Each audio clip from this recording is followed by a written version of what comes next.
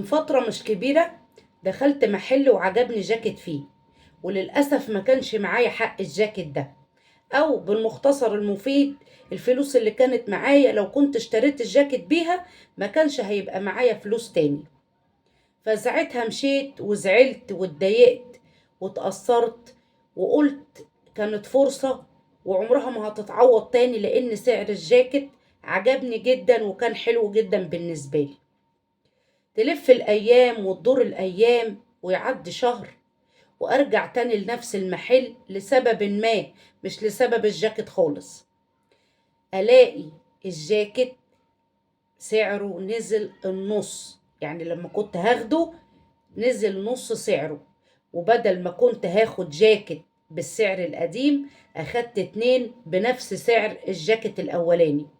وهو ده حكمة ربنا سبحانه الله وتعالى.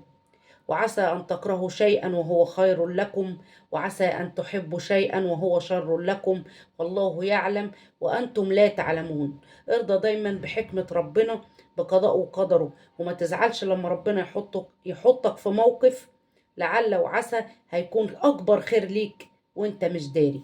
افهم الكلام.